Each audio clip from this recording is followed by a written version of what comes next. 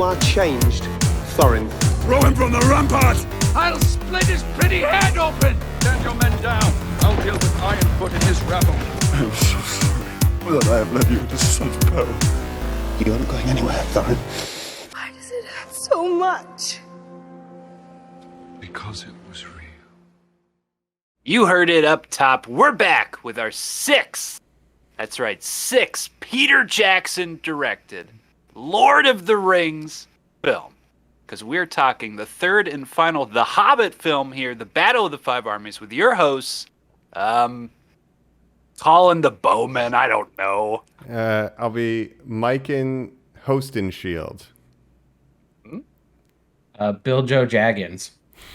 Yeah, and this is Jaco the dwarf.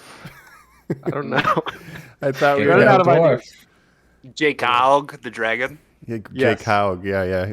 Brief appearance. You're not in this much, though. I thought we were going to get Jay Legjolas, a Zog. final appearance, but Leg Sadly. I'm over him. No, I'm done. I figured you gotta end with the mainest of main characters, and despite them trying to make you think this is a Legolas movie, I'm calling it a Bilbo movie, I guess. There we go. I would agree with that. But yeah, we've done it. The other 5 Peter Jackson Middle-earth films. We started with Lord of the Rings, and then now we're on to The Hobbit. We're on the final of the trilogy that, we've already discussed whether it should have been or not. Quick, before we jump into it, I watched the extended. What version do you guys watch? Colin? I watched the one we have on DVD, which is just the theatrical, and fell asleep through it 3 times, I think, and am very disappointed. Okay. Jacob? Yeah, I just watched the theatrical cut, I think, on HBO Max. Yeah. Okay. And Joe, fantasy expert Joe? Yes, that's what they call me. HBO theatrical 3 attempts as well. So 3 Wow, goes. wow. Okay. it's a snore fest, ma'am. Yes, it is. I managed to not fall asleep through it. But, I did it in 2 shots, but yeah, I did it in okay. 2, yeah. Any general errata regarding the desolation of Smaug and stuff before we just jump into the final chapter? We just kind of got one story, but any last little stuff for that, or should we just jump right in? Well, you know what, Mike?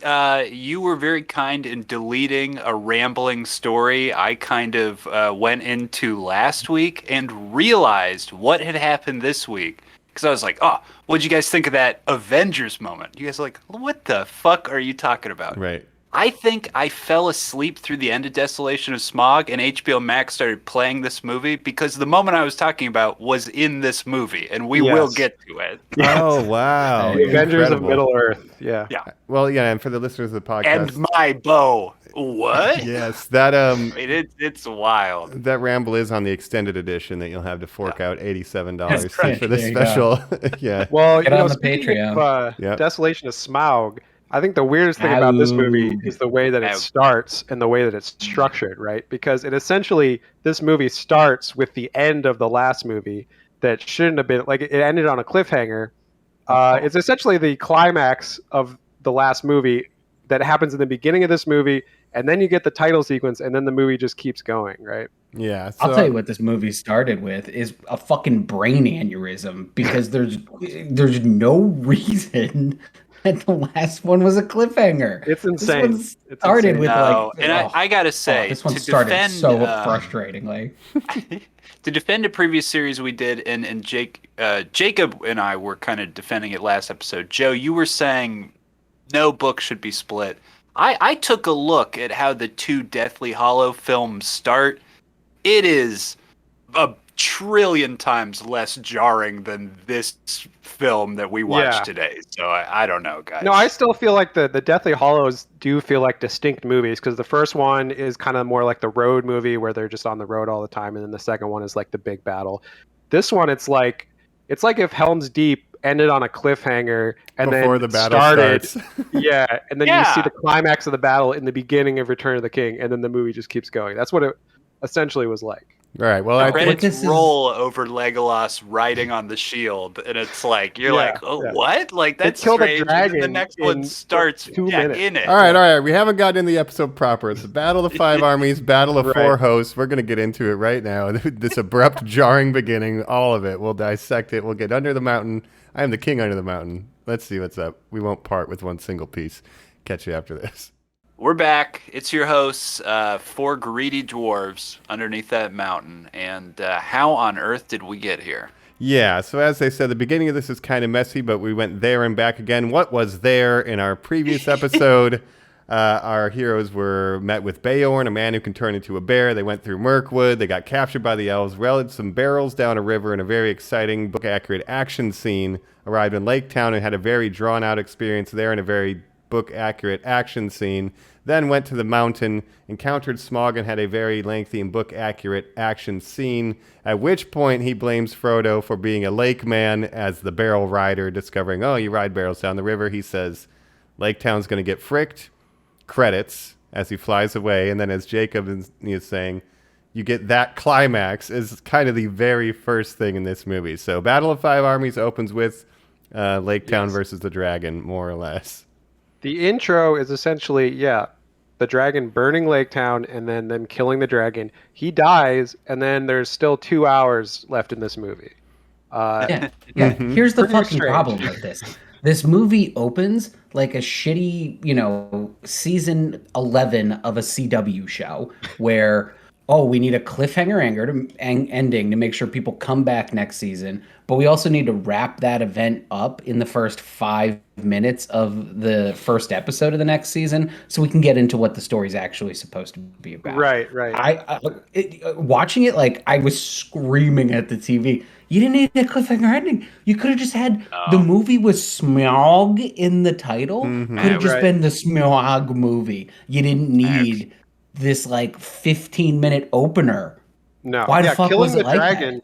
Killing the dragon should have been the end of the second movie. They could have cut the whole dwarves in the mine sequence, right? Creating a giant liquid gold man. That's like the big third act set piece, but cut that and just make the dragon the third act set piece, and then just go right into the fucking this movie, Yeah, like you end off with more people will hear of the dead dragon and come for the gold. Catch you next time, right? Right. Thematically, it would have fucking worked too. It would have made sense. Two Towers ends with that moment where you have the Smeagol Gollum battle internally, right? And then it decides okay, I'm gonna be a bad boy now.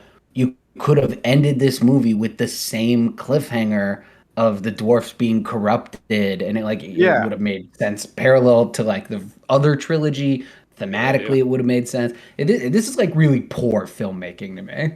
It's insane because Thorin's arc is way more important to this movie than the dragon is. So you could have ended it with the Thorin kind of turning to greed and evil, right? Colin, what are your thoughts then on putting the dragon fight at the beginning of this instead of the other movie?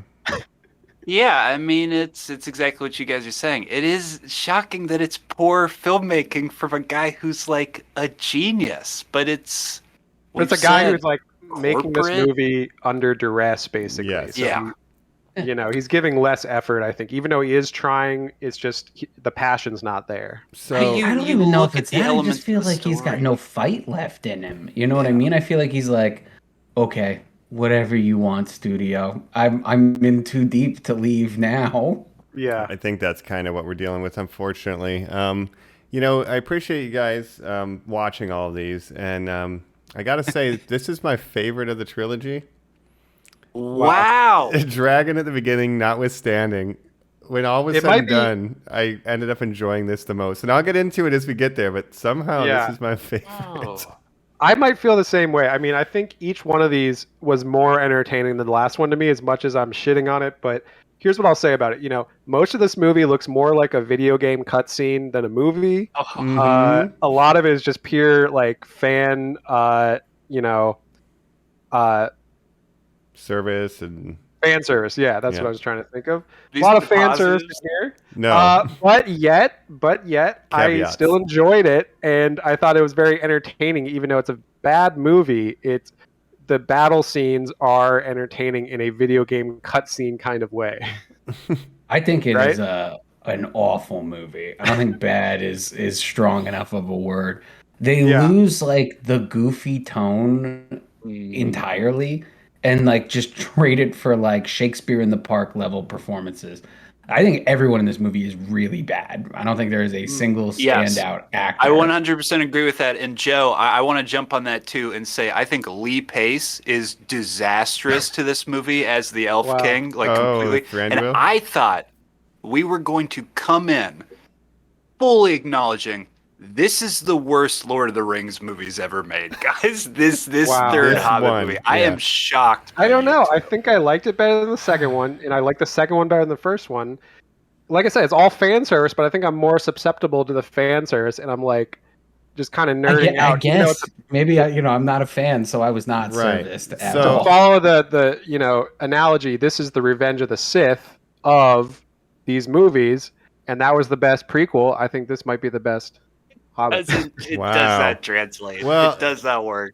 So the second one, there was so much added filler and unnecessary stuff because I'm talking from the book, and I did finish the audiobook where it's like they can't just float down the river in the barrels. They have to have a fight when it happens. They Right. can't, like it's always got to be something more. And it was like this is just too much. This, regardless of the dragon and it is extended, most of the movie is focused on the key relationship between Bilbo and Thorin. And that is very much a thing in the book. And that's what I like the most is, I guess, that stuff. Is seeing Thorin kind of get corrupted, Bilbo having to get the Arkenstone and go do the thing. Like, Right. that's all stuff from the book. And it's maybe a little stretched out, but not nearly as bad as the second movie. And it's more book Yeah, accurate in its themes. Yeah, I think my problem with that though is like it's too fucking late for me to care about that. Like it's Yeah. too late. You can't just be like, "Oh, it's the third movie and now this relationship actually matters," when it didn't matter in the last two movies. Two main characters die in this film, and like Joe said, they're not main characters because of how this franchise treats them. How dare you even act like there's any weight or importance to that happening? It's Well, really I would true. say out of all the dwarves, right, Keeley was probably the second most developed after Thorin. Only because you know what he looks like. Only because you Yeah. can zero in Which on like one he is- is a Who's dude. the cute key one. guy? I Oh, just, okay, I, yeah. I'm able to Oh, differentiate the dwarves that more was than so you guys are, but- I don't wanna hear it. Too. wanna hear it, Jake. like why did that happen? Why this is like the most like nihilistic Hobbit movie or Lord of the Rings movie too. Like not only do I needed not a care relation. about anything happening, but bad things happen to everyone. Like I don't know, man. I struggle to find anything redeeming about this one. I think- truly thought this one was a slug to get through. Wow. I think I liked it maybe for different reasons than Mike liked it because I feel like so much of this movie isn't from the books. There's a lot of stuff that isn't in the books that they kind of develop, and I liked it because I didn't know what was going to happen next. It's like, oh, there's like a whole Avengers of Middle Earth scene. Sure, why not? Oh, Legolas and Tariel go on a side mission. Sure, okay, whatever. I was just along for the ride, I guess. I don't know. That's all the stuff you can miss me with. Anything that's like Tariel or like there's a second orc army and it's like Yeah, that's- Bezog, which Oh, the you good learned its ones. name, Bold. Right? Yeah, we Bulls. joked. We should say Mike joked about what his name was, and then literally they say in this Bezog. I was like, no fucking way. That's No, like his name is Bold. Bold. But it's Yeah. still basically Oh, four whatever. letters starts with a Better. B. Yeah. Yeah. Here's the thing about Bezog. He is in the books. He is like the son he's the grandson of Azog who killed,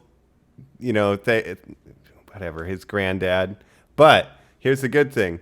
You know how Beorn jumps off an eagle and turns into a bear and, starts fighting? Awesome. He doesn't do that Oh, in the do book, I? but he does show up and he kills Bezog in the book. So, Oh, cool. so Beorn kills Bezog. I and, think yeah. I don't know if I like this in a almost so bad it's good kind of way, where I'm just like whatever zany thing happens next.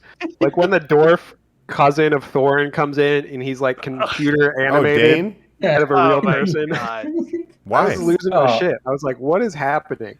If you Yeah, like see, movies here's my about problem. Oh, let's go. yeah, The second one, I think they balanced the like goofy, like fart joke nature of the first one with like the badass, video game cutscenes. This one, like, it's not goofy enough for me. Like, it should have been goofier. no, they went for like an epic tone, like Return of the King or something. But you just don't care about anything really that's happening. Like, I think the best arc was the Thorin arc, but at the beginning he's just a piece of shit. and the dwarves like ruin these people's lives in Lake Town, and then won't even like try to, make amends with them by paying them or anything like that. They're just like, fuck you. It's like you're the bad guys. Like you're bad Absolutely. guys. Oh yeah, they are. Absolutely. And to gleefully call out when Bard says, "Well, we did get our payment," and Thorin goes, "We didn't pay you. We didn't pay you." You got it's nothing. like, yeah, that's the whole issue, you fool. Yeah, you're being bad people. And that is like, they don't call it dragon sickness, but he does become just an asshole out of nowhere. And it is funny because even in the book or whatever, it's like the dwarves really don't do shit. Like they just show up and then they go outside. Bilbo sends the dragon out. Bard kills it. And they're like, hell yeah, we killed it. It's like, you guys didn't do anything. You literally didn't do anything. They basically Home Alone, Mike. It's 9 idiots inside the biggest castle on the planet going like, well, your armies can't get in here. Who even cares if it's just the 9 of us? And then, like Jacob said, they get lucky that a digital Scottish comedian appears. On a pig. Yes, I say if you are into people riding different animals instead of horses, animal mounts. this is the movie for you, dude. The You deer got looked elk. dope. I'll give Lee Pace that. Yeah, It looked You got dope. a pig, you got goats, you got an elk deer thing. It's got to be Amazing. hard to swing a sword or fight with those antlers in front of you, though. It can't be the most practical.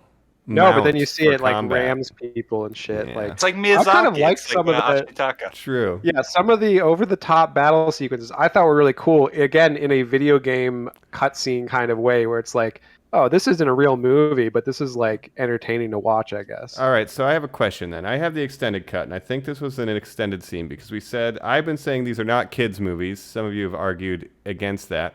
My cut of the film had them on that goat chariot with spikies on the sides, go off a ramp and decapitate 6 trolls in one go.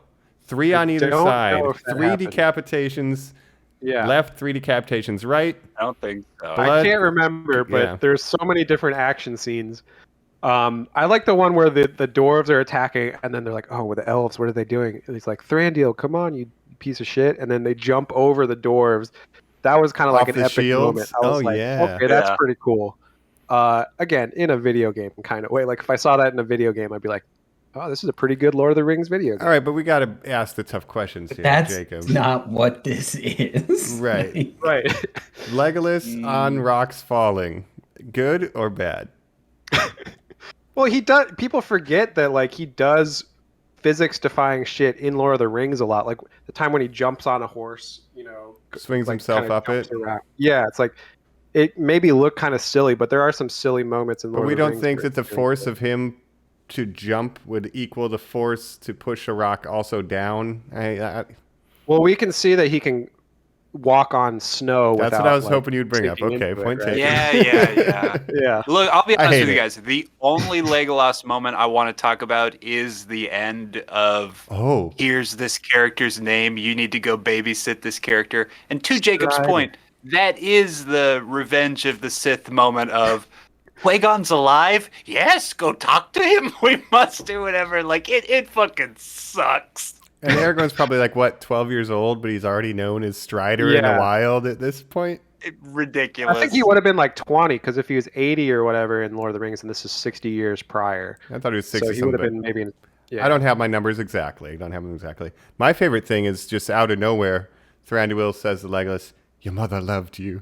It's like, okay.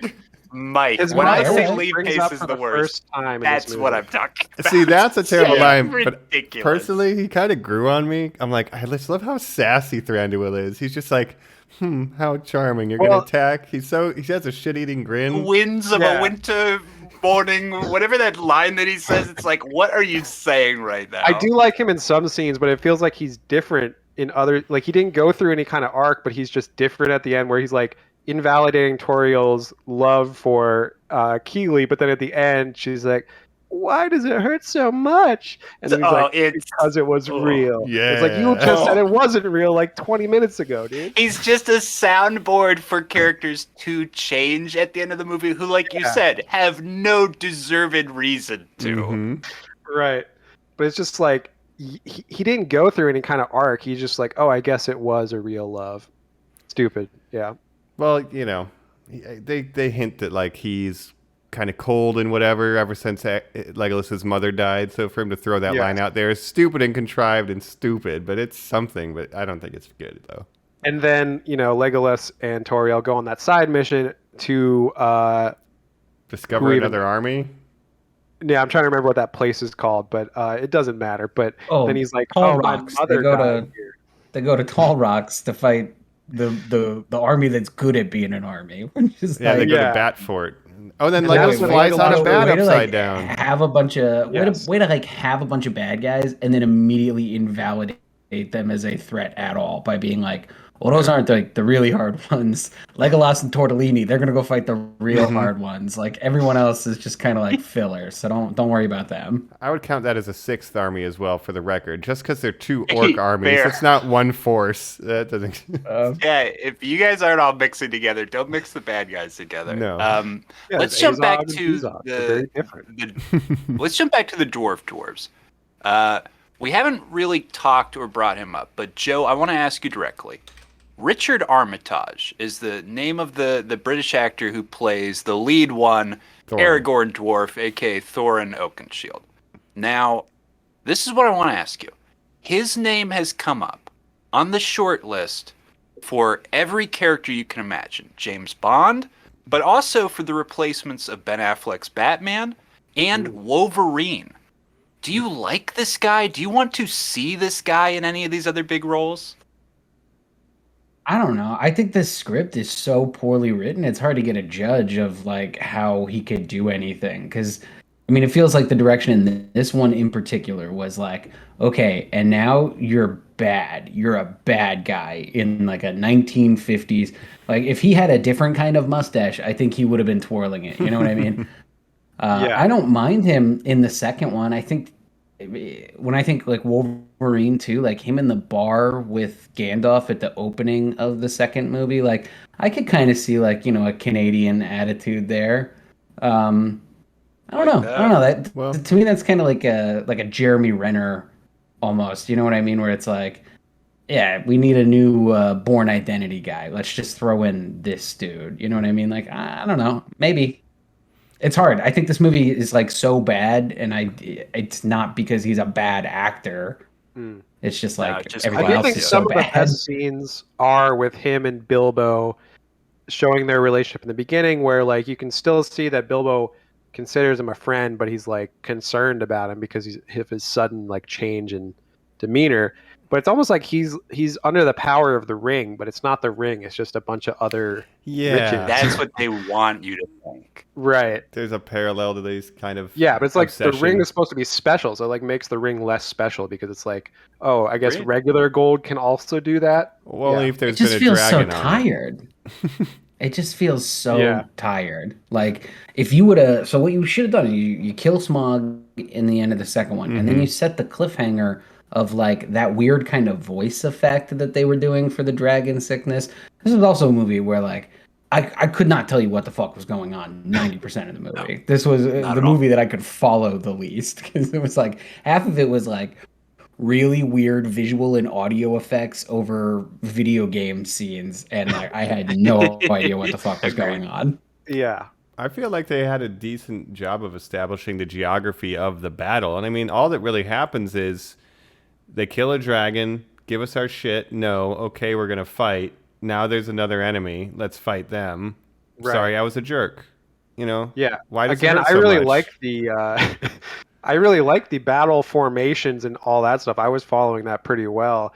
But again, it feels like they're trying to one-up Return of the King, and it's like, oh, they have all these new kinds of like orcs and trolls and shit. And it's like, you can't, like, Return of the King was supposed to be like the biggest battle of all time, and now you're trying to... You even get the ghosts again. Like, you even get like the same thing again, just you shittier. get dune sandworms all of a sudden. It's like, where did these guys come from? They were not in the book. Do you remember the troll that has a little guy riding on him, and the way they steer him is by pulling chains on his eyeballs? Yes.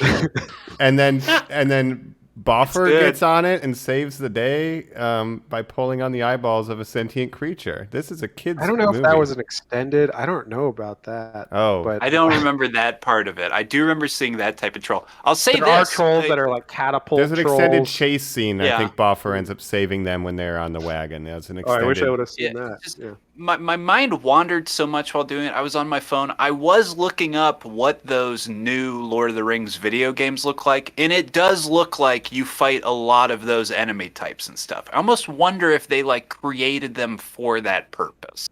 And then they also make toy casts. Yeah. Right? Good pull Well, triple they had like duty. battering ram trolls. They had catapult trolls. I kind of like the different inventive ways they were doing battle stuff. But again, it's like they're just trying to one up Return of the King. But Yeah. I was entertained. Jacob, I love when the red stormtroopers show up in Rise of the Skywalkers. They don't do anything. I just, you're right. I love what But they they were look red. like. The Knights of Ren also Yeah. Right. never do anything. But No, Yeah. but they look cool. Yeah. yeah, Again, there's a large portion of this that is battle, and that's. I'm still like least interested in that stuff. Even in the other films, like I'm more interested in all the character stuff, and so that's why it's like Thorin telling his dudes to throw Bilbo off the rampart works for me, even if he had resolved that character arc in Unexpected Journey, and then we're just like, oh, he needs to be an asshole again, you know. So it is inconsistent, I guess. Looking at the films in a vacuum. I guess because I listened to the book, I was like to see, oh, that's how they adapted that part from the book that makes more sense in the book. But in a vacuum, it's just 3 movies. I bet, yeah, it's fucking all over the place. yeah. How do you make it 3 movies long and still not get moments right? You know what I mean? Like, how can you add so much and like still manage to take something away from what makes it special? Yeah, it's a unique challenge, but, you know, never underestimate studio interference, you know? Oh, yeah. Or just your mind wandering of like, well, you know, what if Gandalf had a detective story where like he's going to discover Sauron, and you're just like, man, you just got to imagine someone raising their hand in the meeting going like, I'm here on page, 250 of the book and it's almost over. And there's just none of that, Peter. I just don't know if we need any of that, man. How's it going to get to 3 hours? Here's the thing. There's some things too, like that get taken out. For example, Bard somehow sees the dragon has a hole in his chest, right? But in the book, there's a bird that's knocking on the snails that tells him where the keyhole is. He follows Bilbo into the dragon cave, and he's there during the conversation, and he sees the little hole in the armor, right? So then Bilbo tells the bird, hey, go warn the lake people, Smaug's coming. This is fucked, right? When Smaug flies out. So they can like talk to birds, and then the bird tells Bard, hey, shoot him in the chest. And it's like, okay. But that's not dumb. The dwarves can talk to ravens, and they say, hey, go get my cousin. That's not Right. That's too dumb. We're cutting that. But we'll have a man riding a pig.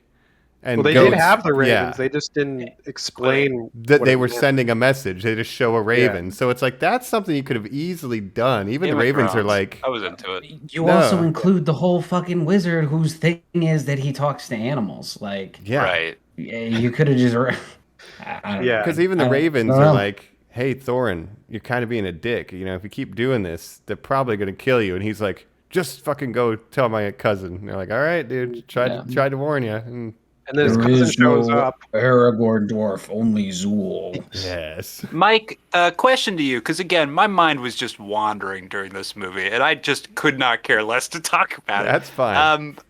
Did you ever play a dwarf in Dungeons and Dragons? I did actually. Now, not in D&D, in Baldur's Gate and some other games like that. Yeah, Interesting. And World of Warcraft, I played a dwarf. So Interesting. Yeah, It's a yeah, sturdy race. In my opinion, the dwarf cleric character is maybe more standard and more common than Jacob saying of the elf ranger. But I don't know. yeah, the dwarf cleric or cleric. kind of tank. Yeah, that makes sense. And the human warrior, right? Which there's some Yeah, of those. In yeah, this. exactly. And Yeah, this we were movie just has playing, all that. Again, I was just watching it in that lens again, just going like, sure, okay. Yeah. Speaking of dwarf clerics, we played Baldur's Gate 3, Mike and I, with Chris, guest on the show, right? And he was a dwarf cleric, if I remember correctly. Yep. And you were an elf ranger. There we go. That's right. Thorin Oakenbeard. That's right. You guys, that's right. the only thing I could really think while watching this is like, wow, we did it wrong. We should have started with this. Like, Agreed. Yeah. And I then would have gone to the good enjoyed, ones. yeah, like ending. If we were talking about Return of the King right now, and it'd be like, oof, think about how far we came from Oh. the shitty, Hobbit movie But to you this wouldn't have like the actual context. well-deserved ending. No, You wouldn't have it's the right. context of like Lord of the Rings is so good. Now let's watch this shitty version of it. The reason I Well, proposed you this wouldn't order. you wouldn't get the payoff. Yeah, I Yeah. thought we would never make it to Return of the King if we started with this. We would just Exactly. That's we'd fair. quit the That's- podcast. I don't know if I would. Joe would be like, yeah. I'm done with this shit. But now here we are, Look. in the Lonely Mountain, looking back, wishing we were back in our Hobbit holes, enjoying just potatoes. But no, this is what we have. And Yeah. I'm not kidding. Uh, Waking up from 3 naps where I've fallen asleep watching this, and each time, is it Pippin singing the credits music that I Yes. keep waking up to? Silly boy, That is yeah. mind blowing, guys. Every time I'm like, wow. Yeah. Yeah. Oh, Listen. I thought of something nice to say. Oh, I thought of please. something nice to say. It just ended at some point. That was good. Like, like the Better than adventure Return ends, and then they were like, it was him walking back to the Shire, and I was like, all right, well, maybe credits will roll over this, like maybe credits will just start rolling while he's walking back to town. And then you see all the people with his shit, and they're selling it off, and I was like, oh Hated that. no. Oh no, are we setting up for like another 45 minutes in the Shire? Because I will lose my shit if you spend I another like the 45 little minutes in the speech, Shire. but I hated that part. But instead, you get just a little, oh, we didn't think you were coming back. Nice little funny moment. And then Right. you jump in time and the movie just ended. Like, And again, that is in the so books. good too. on you. So good on you. The part Yeah, I where know he's that. back. the him that- getting I do know robbed that is- was from the books. Yeah. Yeah, they're selling all this shit. Very funny. Which Because he's in been Lord of the gone like a Rings- year, so they think he's dead. Sure. Yeah, and it's a nice bit. You think you're going to go home to your cozy house? Up, one more obstacle. The Saxville Bagginses. Yeah, they're name dropped. But then they cut the scouring of the Shire from the Lord of the Rings films, which I think is a better thing to cut, because then they can just go home after their journey, and it's like everything's fine, instead of Saruman. Yeah, in Lord of the Rings, like That would've Saruman been shows intense. up in the Shire, and they have like, to they fight kill him off. They and got to it's- do one yeah. more battle, right? Yeah, which that's what Peter Jackson That's would have crazy. done if he made these in reverse Yeah. order. Yeah. Right. There's two things I want to talk about, right? If I want to talk about Tariel real quick, to go back to her again. You got 30 seconds. No. Well, there's a fun fact. So I Get your saw hands off a- my little rock, Jacob. You keep reaching in my pocket. Please, put it back. There's an interview with her, Evangeline Lilly, where she says, the only reason I agreed to do this role under one condition, that I wouldn't be in a love triangle, because in Lost she was famously in a love triangle With with Sawyer Jack and and Jack, Sawyer. Yeah. Oh, She's like, let's break don't put me in that, another okay? love triangle. Originally, I guess she wasn't in a love triangle, but then the studio was like, we'd really like it if, maybe she was in a love triangle, and then all of a sudden she is. So, again, studio interference there. But It's like they were like, we'd really like it if everyone compromised everything about Yeah, themselves to really. make this movie. Like Yeah. that's what gives us power is the compromise of Yeah. artists. well, I guess they're going for I don't mass like appeal, right? And they think, oh, we need women to see this. Oh, the only way women are going to see it is if there's like a stupid fucking Romance love plot. triangle. That's how studios think, of course. But no, it's stupid. It is stupid. The studio betrayed so many people in these, and again, I feel bad for Peter Jackson. I feel bad for Evangeline Lilly. I feel bad for Ian McKellen. I feel bad for the Dwarves. They thought that they were going to be like a major part and all be characterized and fleshed out and have relationships. The studio said, no, screw that. They betrayed everybody. The entire country of New Zealand got betrayed. Throughout the and then making Peter of this. Jackson's just in the middle of it all, trying to hold it together, but he's kind of Yeah, has. and I what the keep thinking studio about the says- labor law stuff Mike said. I mean, Mhm. it's just, Yeah. you watch these and you're just like, oh, God, you make me feel sick, The Hobbit. The Lord of the Usually Rings, when you go watch a ahead. bad movie, like it's just a bad movie. No one's hurt, it is what it is. It's just a bad movie. Like no, this one's like offensive and ruined lives. In a vacuum, a bad movie is just somebody making it didn't really know what they were doing. But this is a studio who knows exactly what it's doing, making terrible decisions on purpose. And that's like the Right. most offensive part about it. But if I can talk about another scene that we Yes. have mentioned, the Avengers of Middle Earth showing up and rescuing Gandalf, right? Oh, Dog of the Earth. Midlothian, you are not alone. You've got help. Do do do do. Tony Stark, what are Yep. you doing here? And Radagast is there too, right? Mhm. And Racket Raccoon. Yeah, Get we him out of get there. Saruman, we get Galadriel, we get Elrond. All This is versus something Sauron? that again, yeah, my 12-year-old self watching the prequels would think was cool, like Yoda flipping around fighting, and I see Elrond doing elf battles and stuff. But I mean, it doesn't really. I mean, it kind of, I feel like, cheapens the whole Lord of the Rings brand to a certain degree. And yet, if I was 12, I would probably love it. Stick to your metaphor. It's the Palpatine Yoda fight. It's Yep. that Yeah. final one where you're like, I've always wondered what it would be like if the biggest badasses met, and then you're like, oh, I don't want to watch Hugo Weaving like wave a sword around. Oh Right, and there's like a man. weird romance angle with like Gandalf and Galadriel, where it's like, Yeah. what was that What is about? that She's like about? married in Lord of the Rings. Like, it doesn't make any sense. But Is she? I don't know. I don't she's know married to anything. the elf king of Lothlorien, who doesn't really get Of mentioned in Elrond? Lord of the Rings. No, he's No, Rivendell. no. That's a different. Yeah, That's a different. different. They show him in Lord of the Fair. Rings, but they don't really Fair, guys. name. They don't show his name. I guess I don't know. He's more of a character in the book. He exists somewhere. Yeah. Yeah. She wears the pants. But yeah, and then at the end, she's like, oh, because she has that freak out scene where she scares Sauron away. Then they're like, oh, her health is failing. Take her to Lothlorien. That's right. It's yeah. all more Yeah. prequel shit, right? Did you like seeing Sauron? Did you like seeing the classic look, the flaming eye, the nine riders? thought it Mike was is cool. furiously shaking his head. No. It's weird because I'm saying this is my favorite one.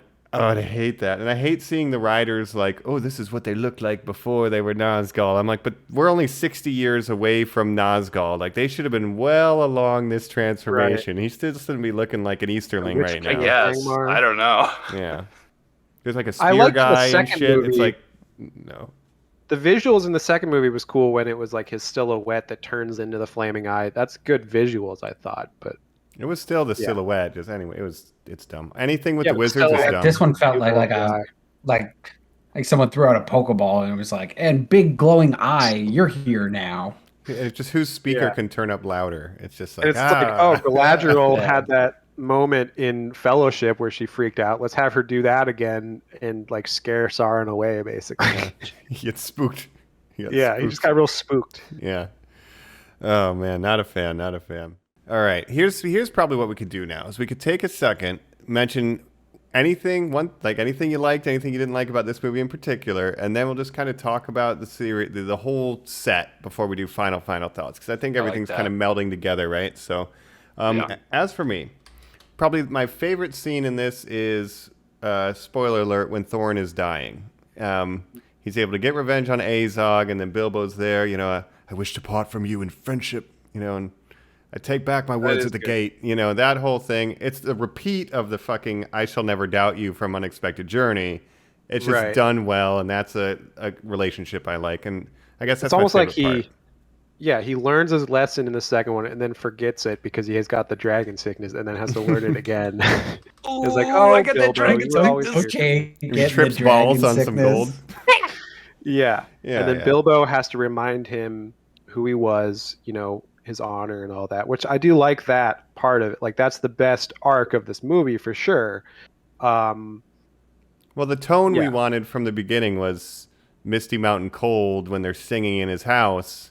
And then there's a Yeah. bunch of goofy extra shit and wizards running around playing Avengers. And then we get back to, you know, with Thorin's death, you know, when she dies in the book. And I guess that's then the even stuff that works that- best for me. Even that death scene is one-upped by showing Keeley afterwards and Tariel mourning Keeley. It's like that happens after they show Thorin dying. Did So they it's like- show the funeral in the theatrical cut? Thorin, Keeley, No. and Feely all on their... No. No. Why would you cut that? That's Oh, important the end is stuff. so weird too. Like when Bilbo leaves the dwarves, he just kind of is like sneaks out. He talks to Balin? Balin. I wasn't gonna and then- say goodbye to.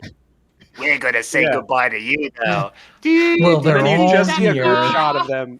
Most of the dwarves Yeah. don't even say anything. They're just standing there. It's like, oh, these are the other doors that we don't care about. It's kind of Well, he insulting. had no bed to jump on. Some of them It's will hard die to in end Moria, scenes though. of Lord Don't of the worry. Rings without a bed. Yeah, you can't do Yeah. your cast thing. But yeah, they cut the funeral. They have a funeral for all three of them, and it's like really somber. And then you see that they return Glamdring, or is it Orcrist is his sword? The foe hammer. Yeah, The elven right. sword, which was taken from him when he was captured. Right. It's on Right, his right, body, right. insinuating that, Thranduil gives him that sword. Right. Blade. Yeah, and they bury him And you with see the that in the Arkenstone. fight because I think Legolas has that sword in the fight, and then it gets transferred to Oh, Thorin. that's how he gets it, because that Legolas brought climax fight. Orcrist. Yeah, okay. I think so. Oh, Stupid. He I throws hate it tying at these things yeah. together.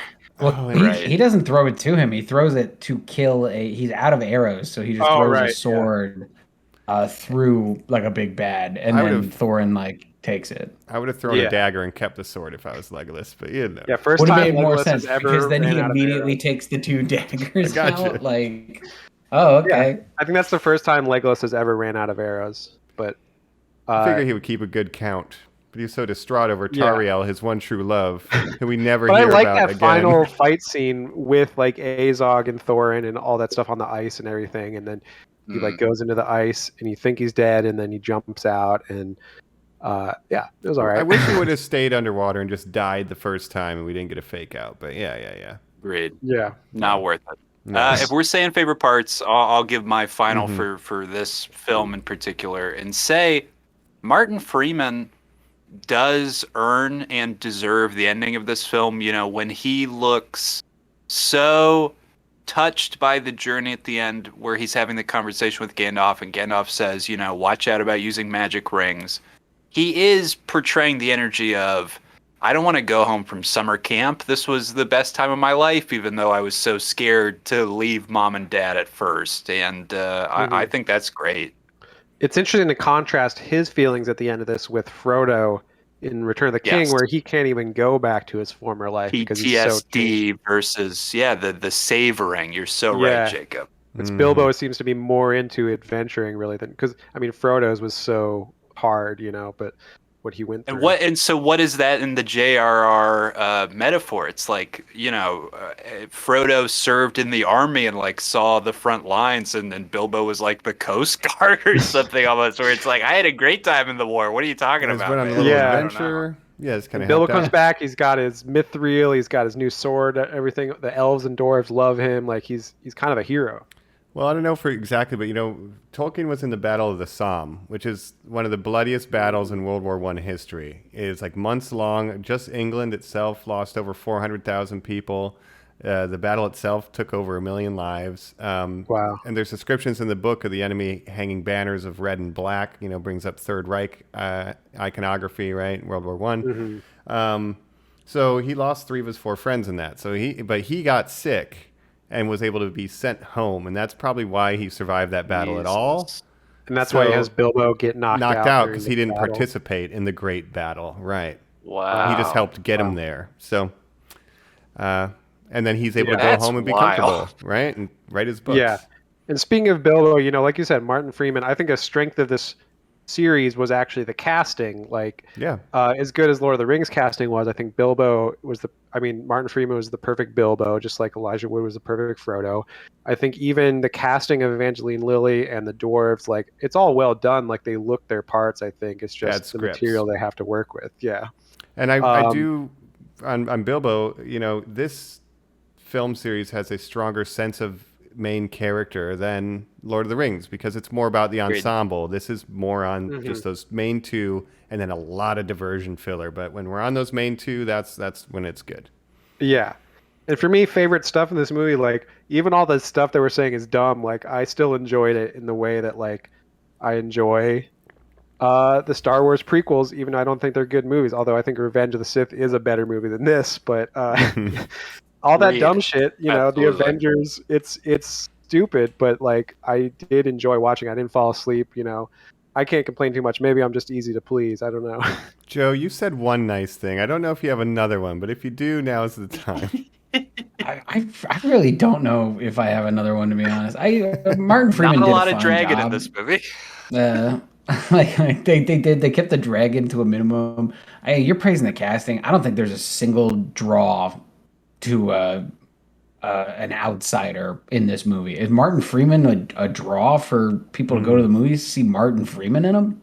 But where's Probably the, No, I just think he was a good Bilbo. I mean, Yeah, I think he did a good job, but like I don't know. Brad I don't want to Pitt be too. as I did Bilbo. like it. I did like the ending honestly. too. I do think I think they wrapped it up and put a bow on it, and like they end it in such a nice way that I kind of forget how awful 3/4 of it was. You know what I mean? Yeah. It kind of makes you want to watch Fellowship, like when it's over. Like it kind of is the power to it. I guess that was the point the of all three of prequel these setting movies. up. Yeah. Oh, Galadriel's going to Lothlorien. Oh, Legolas is going to look for a mysterious ranger named Strider. But yeah, his true name you have to discover for yourself. It's like, what does that even mean? Like, Aragorn's name wasn't really a secret. I mean, they even said he's the son. And they only call him Strider for like one scene anyway. It's right. Yeah, we already talked about it. I buy so little into that threshold in those films. So to do it in this one, jeez. Okay, and you have Saruman saying, "Leave Sauron to me," and he's like, "Good Saruman," but you know what that's setting up. Here's a question: does he already know? Is he already in contact with Sauron at this point? I would rather see that story than what they showed me. It's like. I think Christopher Lee was playing it like he was good Saruman because he always wanted to be Gandalf. So too. He wanted to be a good wizard. Yeah, so he wanted to show nice. a contrast, But yeah, eventually we know he gets turned by Sauron. See, I would like the idea. I mean, he does Dooku fighting in this. We see scenes where there's a stunt double with a long white wig whose head is completely away from the camera the whole time. I mean, it's wild. I mean, he's several years later he would die. Right? He's 20 years older, Jacob. Yeah, but he's probably I think he died like a few years old by now. Movie. It doesn't matter. This might have been one of his last roles ever because I don't know what year he died, but yeah, God. Yeah, cut all those scenes, please. But if you're going to do that, I would rather see him like already in cahoots with him and like pulling a fast one on Galadriel and Gandalf, like showing the seeds of his deception. That's a much more interesting prequel bait than Radagast with shit on his head getting Gandalf out. It is, yeah. Hey, I think they just wanted to show. I was in the first one. I'm in one sentence of the book. They just wanted to show Saruman as like the proper leader of the wizards, which the Wizards Council is really just him and Gandalf and Radagast and two other blue wizards that we don't know their name, but we already argued about I got that. too high. All right, so let's open it up to the franchise thoughts here. Not necessarily that we're saying we're done talking the Lord of the Rings, because we might be doing another episode. We'll see listeners on some other content, but just on the Peter Jackson journey we've taken now. I'll even throw this to Jacob. Did you finish that Beatles thing? How is our guy holding up now as a creator? Oh, I finished that Beatles thing. 8 hours of behind the scenes Beatles footage. Where I heard John Lennon is on heroin for a lot lot of it. So I find that he very gets wild. Strung out at times. He was on heroin at this point, but it's I think it's very watchable. I mean, it depends on how much of a Beatles fan you are going into it. The casual might get bored over 8 or 9 hours of watching this, but I think it holds up, and it's really interesting to watch. It's probably about as long as this trilogy or the Lord of the Rings standard version, but if you're interested in seeing the creative process behind one of the greatest bands of all time, there's a lot of really interesting stuff in there. It is funny that this latest Peter Jackson project is literally a film that the film itself is behind the scenes that's 9 hours long. Yeah, he's really come full circle. But I mean, there's a lot of footage to go through, he said, and he directed a behind the scenes feature. Right, and he loves making things just a little bit too long, maybe, but to me, I liked it. But I can see people losing interest by the third one, where it's like another 2.5 hours of this. But then you get the rooftop concert, the famous rooftop concert on top of their Abbey Road or whatever. So, yeah, it was good stuff. So wow, that's where Peach is now. We've been exploring Peach's work from, we he's been working on Frighteners is great. He's been working on that for a long time. Yeah. But to keep it relevant to the Hobbit and the Tolkien of it all, obviously it's fairly accepted that Tolkien is one of the best, greatest, most influential writers of all time. After seeing two of these Lord of the Rings Middle-earth trilogies, is Peter Jackson, successes and failures included, one of the greatest directors of all time? I don't know if he's a greatest director in terms of output, because when I think of the greatest directors like Scorsese or someone like John Carpenter, they have years and years of work, right? Peter Jackson is mainly known for this one thing, and then his other projects are pretty good, but I wouldn't consider them classics or anything like that. Yeah. Just a counterpoint to that, Jacob, though, I would say that if you look at like Scorsese and De Niro's work of like, they have the Tribeca Film Festival. A part of New York is just in their corner and wants the best for them. I can't think of another filmmaker where an entire country literally did everything they could to make sure that you succeeded as a creative. Right. Peter Jackson in New Zealand is synonymous, an absolutely one-of-a-kind thing. Some Chinese filmmakers, I think when we get like a super prominent Chinese filmmaker in the future, will probably have that country backing in the same way maybe one day, but I don't know. Joe, what are your thoughts then? Real quick. I think he's I'll go for it, Jacob. Just on that subject with New Zealand and Peter Jackson, like he basically put New Zealand cinema on the map, and the New Zealand film industry, which still today, a lot of Hollywood projects go there for cheaper labor, which is a big problem that The Hobbit had. But we never even said Brett McKenzie, part one of two people of members of Flight of the Conchords, who's in the Lord of the Rings films, who comes back in the first Hobbit movie as the representative who comes down and goes, Gandalf, what are you doing here? When they first come to Lothriel or wherever that dumb place is. Mm-hmm. We wouldn't have New Zealand comedy movements on HBO if it wasn't for Peter Jackson as well, Jacob. You're 100% right. Yeah, totally. Yeah, it's a joke. Yeah, I think he's massively influential. I think the Lord of the Rings trilogy is an incredible work. I love some of his horror stuff, but no, I wouldn't put him on a GOAT level status, like personally. I just you can't be that level to me when you devote so much time to a failure. You should have just walked away. Like you should have just walked away from The Hobbit, man. Yeah, you should have. I understand that. He should have, and it's Jacob has kind of brought up a couple of times here. He was kind of trapped between the studio, and he did put New Zealand on the map. And then New Zealand's the go-to destination for Hollywood. Now that they're trying to exploit New Zealand, he's like, I don't want you to do that, but I need to keep the movie here, and I also don't want you to give it to some random It's like, it sucks. It sucks that he had to do it that way. I understand, I guess, why he stayed, but... Think about that decade. What is lost in that decade from Peter Jackson? Damn. That we got him turning out the Hobbits instead. He can't be a GOAT because of the output. He did not make enough other incredible things, I would say. Right, well, compare him to George Lucas, I wouldn't consider George Lucas an all-time great director. He created something that's like an all-time classic, but then would later kind of, go on to make things that would lessen the brand a little bit, like the prequels. He didn't even make the best Star Wars movies. Right. You know what I mean? That's kind of how I feel about Peter Jackson. He created an all-time classic, the Lord of the Rings trilogy, but other than that, he's just a kind of a maybe above average director, but I wouldn't put him as an all-time great. I say... I can't say all-time great. Way above average. I really like him. I'm not trying to like shit on Peter Jackson. I'm really not. Like him and Guillermo del Toro are two guys like I really respect, but like make more movies, man. Put your money where your mouth is. Everyone wants Del it. Toro just make the movies.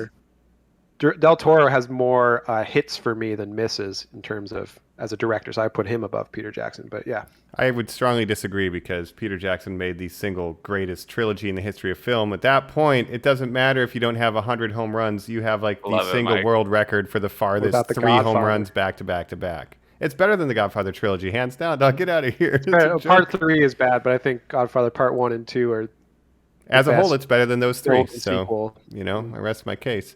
But yeah, it's hard because, like Joe said too, what if we got Frighteners 2 instead of the Hobbits 1, 2, and 3? What if you had time to revisit some of that lower budget stuff? Who knows? But yeah, I guess it all comes down to what individual opinion and how much you value this stuff. But I was curious kind of looking at that legacy.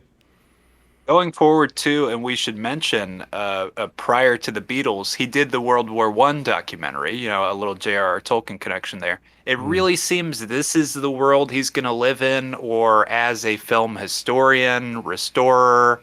That seems fine. If that's what he wants, that's great. Well, he likes to throw himself into things that he's really interested in.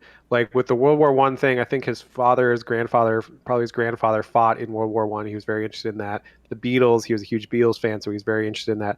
So I think it seems like since The Hobbit, he's just thrown himself into passion projects and he doesn't care too much about making something commercial. He just wants to make what he makes, He still made bank off of these, even money. if they're mediocre. Yeah. Yeah. All right. Well, And then he wrote that London on Wheels movie. Should we say that real quick too? Shoot. The Mortal Engines. Oh, Did he you guys wrote see that? Yes, He- Mortal He was Engines. developing it for a film franchise.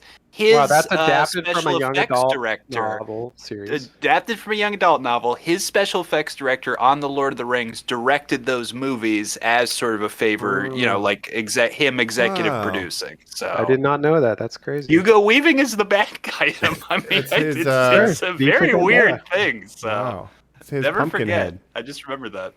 The special effects guy insane. from Jurassic Park and shit made Pumpkinhead. It's the only movie he ever made. He ever directed. Mortal And Engines is Winston. like that. Yeah, Mortal Engines is that for this guy. Just a lot more Pretty bigger much. budget.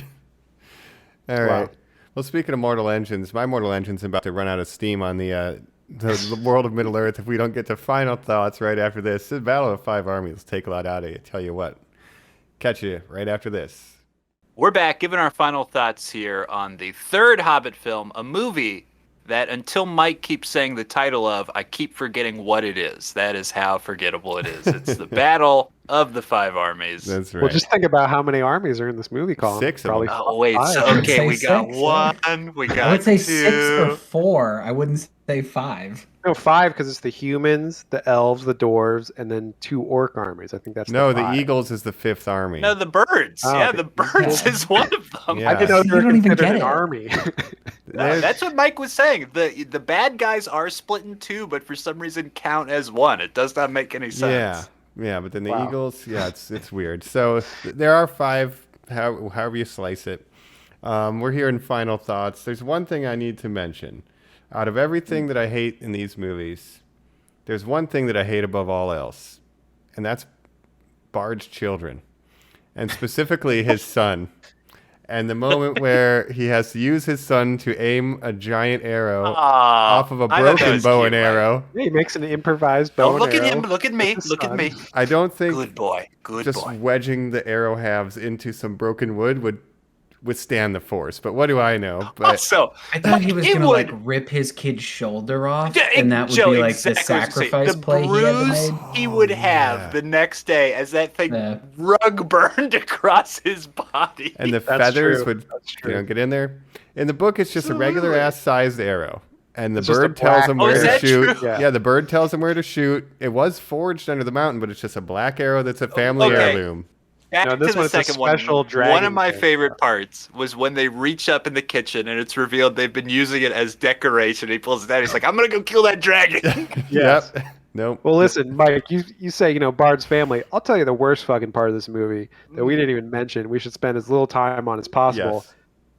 The character of Alfred.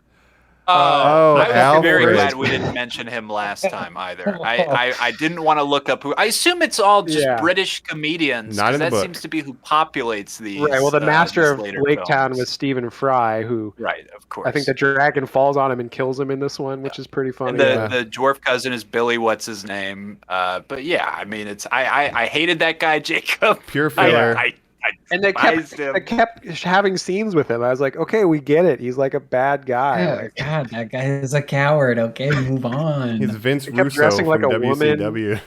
yeah, Yeah. there's some weird jokes in there, but yeah, terrible. Yeah, bad. Yeah, you're right. You're right. Alfred's bad too. But despite all that, the time has come, I guess, for final thoughts on the Hobbits. We kind of went over it in the last segment, but anything else we want to get out? I guess I'll go first. I think I may be the one who put us on this journey, maybe the Gandalf of the group, sending us out to watch all these films. Thanks for doing it, first of all, guys. Definitely, hindsight, only going to watch Lord of the Rings on the regular, but I do have designs Yes. on trying a fan cut of the Hobbits, because I think there's something there that is even shorter than 4 hours and is even better than what I've seen so far. So we'll see. Maybe that'll happen. Maybe that'll be just for me. But overall, Interesting. I've enjoyed this journey, and thanks for going on it with me. That's my final thoughts, basically. I think the only way I'll watch these movies ever again is if I get the mic cut, which I would really love to watch before Lord of the Rings. The next time I watch Lord of the Rings, because that's my big takeaway is that I did really enjoy going back to those movies. And you take the good with the bad. The Hobbit's the bad. The Lord of the Rings is way better good, and it's worth it for it. So yeah, I'm glad we did it. I won't be doing it again with the Hobbit, but Sure. it was a fun adventure and Yeah. good talks. Yeah. Yeah. Mike, I was thinking about you as the guru on this one, and I was having flashbacks to our last series that we did, the Transformer films, and I wanted to ask you two, highs and lows. I gotta say, I found myself being a lot more engaged in the stupid robots. There were just times in this franchise where I would just sort of drift off. And I don't know if that's, again, if that was because, I was kind of taking us through those. Every time I was like, oh, I know so much about the Transformers universe, blah, blah.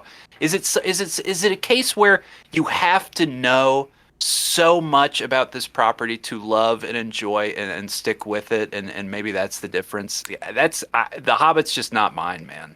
Yeah, I think it's I didn't grow up with a Transformer film franchise, right? So like they can do whatever they want and it could be stupid, bad, and fun. But when I'm seeing things that are studio mandate decisions that do not add to the core story that I remember, I get far more annoyed. So it's more painful for me to watch these than Transformers. And that's, I would say right.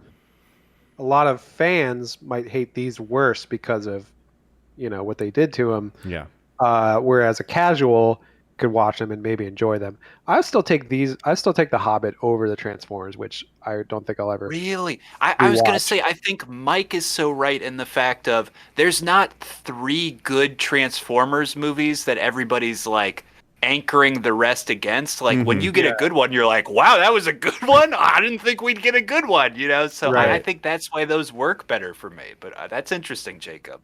I think for me, if you compare it to like Star Wars, Harry Potter, the other series that we've kind of done movie to movie, anytime I watch Harry Potter, I can watch all the Harry Potters, enjoy them all. Yes. Star Wars, 100%. I can watch the prequels. I don't think they're great, but I can still rewatch them. For these ones, yeah, I'm probably never going to watch these Hobbit movies again, but I'm still glad we did it because I had never even seen the second and third ones, so I'm glad I at least experienced them so I know what they are. Wild. But yeah, Lord of the Rings are obviously endlessly rewatchable for me, but I'll pass on the Hobbit movies next time. We'll give you the bow guy cut. It's just bow guy scenes. Dude, there's a lot of bow scenes, yeah. Here's 6 man. hours of bow guys, bow jams, the Jacob cut. Yep, I love yep, it. Yep. Hawkeye. You just brought up a great point, though. Will I ever watch these again? Yeah. And so true to what you said of, even though there are 3 bad Star Wars movies, and now I would argue 3 more bad Star Wars movies. least There's at two. least, at least 6 and a half. At least, whatever version you want to dole those out in. There are in and out points. You know what I mean, Jacob? There are places where I can go where I'm like, I don't need to commit to all 9. Or like you said with Harry Potter, I can feel comfortable in going, I do commit to all 8 of these or whatever, With Right. these, I wonder how I'm going to approach these in the future. If nostalgia in 3 years will make me go, you got to do all 6. Come on, that was a blast last time.